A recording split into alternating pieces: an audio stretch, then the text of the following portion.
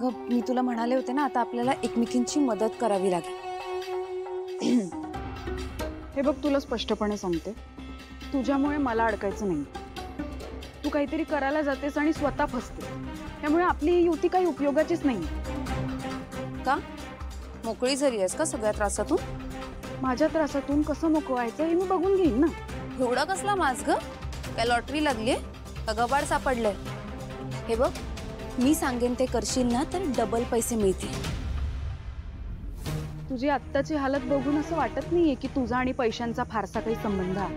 दिव्या ऐक ना, गुढीपाडव्याला काय झालं बघितलंस ना? हेच होतं नेहमी आणि मला कंटाळा आलाय. पैशांचं काय ते मी बघून घेईन, पण तो कामाचा त्रास मला परत नको. त्यामुळे तू माझ्यापासून लांब आहे. खूप मोठी चूक करतेस. आतापर्यंत चुकले तुझ्याशी हात मिळवून. हे बघ, तो हात जर असाच मिळवशील तर फायद्यात राहशील. विचार कर. आणि तू अडकलीस तर मी पण अडकायचं? अगं नाही होणार आहे यापुढे असं. ऐक ना, ह्या कॉन्फिडन्सचा काही उपयोग होणार नाहीये. हो, खूप आवडतं. शिवा, तुला माहितीये, मी लग्न करून जेव्हा या घरी आले, अचानक जबाबदाऱ्या पडल्या अंगावर. माहेरच्या मैत्रिणी माहेरी, मग मैत्री करायची कुणाशी, मन मोकळं कोणाकडे करायचं, मग झाडांशी मैत्री केली. पण तुमच्या मैत्रिणी तर आहेत ना इथे? हो आहेत ना, खूप आहेत, पण तेव्हा नव्हत्या ना. मग ह्यांचं सोशल सर्कल होतं, नातेवाईक होते, भेटीगाठी व्हायच्या तेव्हा झाल्या. पण खरी मैत्रीण तीच असते जी आपल्याला पूर्णपणे ओळखते, जिच्याकडे आपण मन मोकळं करू शकतो, धमाल मजा करता येते तिच्या बरोबर. हा, हे बाकी खरं आहे. तुझी आहे कोणी मैत्रीण? नाही ना, म्हणजे माझ्या मैत्रिणी अशा कधी झाल्याच नाहीत. हा, पण पाना गँग बरोबर मी एवढी धमाल केल्या ना, खूप धमाल केली, खूप. लहानपणी बरं असतं ना, आपण निरागस मनाने मस्त सगळ्याची मजा घेत राहतो. मग आपण मोठे होतो, बालपण सुटतं, माहेर दुरावतं. हे असं नाही आहे सीताई. म्हणजे आपल्या जर हक्काचे मित्र मैत्रिणी असतील ना, तर वय इम्पॉर्टंट नसतो. तुम्हाला आहेत का अशा हक्काच्या मैत्रिणी? सांगा ना, आहेत का? आहेत ना, अगदी जवळच्या मैत्रिणी, चिनू आणि कावेरी. आईला गोड नाव आहेत.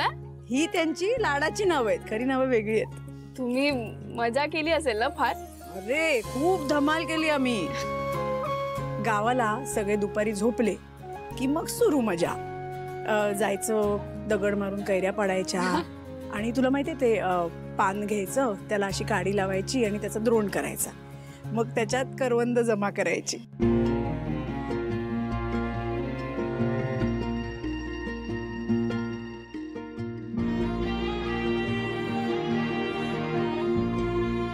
मग काय, आम्ही मोठ्या झालो, आमची लग्न झाली, बालपण संपलं, माहेर सुटलं आणि माहेरचं अंगण सुनं राहिलं. आता फक्त आठवणी राहिल्यात. झोपू दे रे मला. मेले मेले. मी घरातली लोक आहेत ना, जीव घेतात माझा. एवढं कुठलं आलंय माझं नशीब? काय नाही काय नाही, तू ऐक ना, दोन मिनिटं उठून बस ना. उठून बस ना, प्लीज प्लीज प्लीज प्लीज. हो मला माहितीये मला, तू ऐक. काय हे बघ मला काय म्हणायचंय, तू आता काही मरत बिरत नाहीयेस. आपण आता जगदीशला भेटून आलोय, त्यामुळे याच्या पुढे जे काही होईल ना ते आपल्या मनासारखाच होणार आहे. आणि तू दिव्याला सुद्धा भेटून आलीस ना. त्याचा काही उपयोग नाही. का, काय झालं?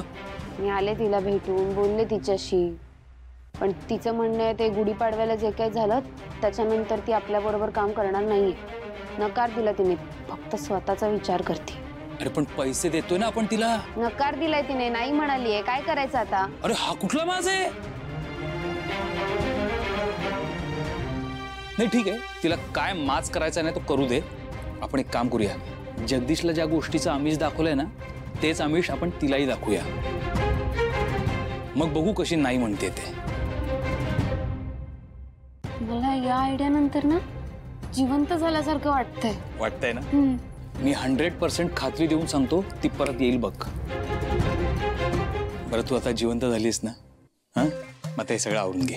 हा मी झोपते. मी खूप दमले. प्लीज तू आवर. अरे हे काय फालतू तू काय प्लीज बाजूला इथून झोपू दे मला. किटू डार्लिंग मी ना आता अरे अरे यार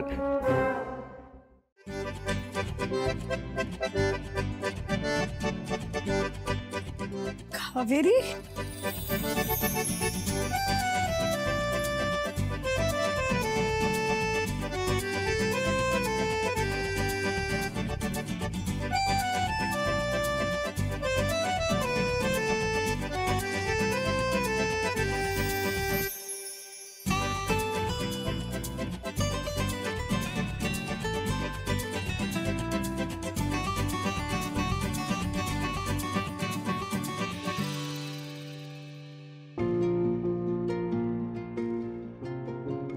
तू आलीस?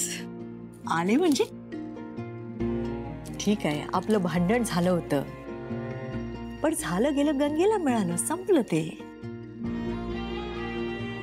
आणि मला तुझ्या सुनेकडून मुलाकडनं कळलंय की अजूनही तू माझी आठवण काढतेस. म्हणजे आपलं भांडण झालेलं असलं तरीही आपण अजूनही एकमेकींच्या मनात आहोत. आता आपण हे सगळं बाजूला ठेवूया आणि आपल्या मैत्रीच्या नात्याला नव्यानं सुरुवात करूया.